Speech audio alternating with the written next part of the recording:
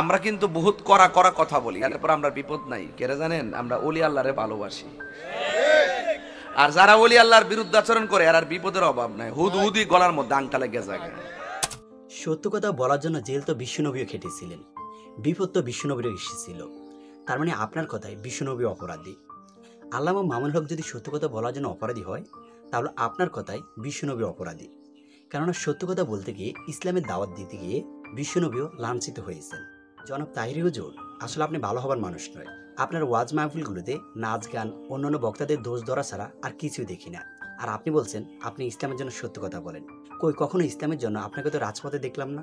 আমার মনে হয় রাজপথ কাকে বলে আপনি সেটাই জানেন না। আপনার বিপদ আসলে আসবে কিভাবে? আপনি তো ওয়াজ মাহফিলগুলোতে তালে তাল মিলিয়ে কথা বলেন। একজন মুসলিম ব্যক্তি ইসলামের জন্য, ইসলামের দাওয়াত দিতে গিয়ে জেল কেটেছে, বিপদে পড়েছে। আপনি তার পাশে না দাঁড়িয়ে আপনি তার বিরুদ্ধে কথা বলছেন। কয়েকদিন যাবৎ সোশ্যাল মিডিয়ায় দেখতেছি আপনি একবার শাইখ আহমদুল্লাহ, একবার আল্লামা মামুনুল হককে নিয়ে কটূক্তিমূলক কথা বলছেন। আসলে একটা সত্যি কথা বলতে কি, এর যখন চুলকানি ওঠে তখনই এই ধরনের কাণ্ডকারগুলো করে। একটা কথা আছে না, অন্যের ভালো কেউ দেখতে পারে না, সেটা আর কি।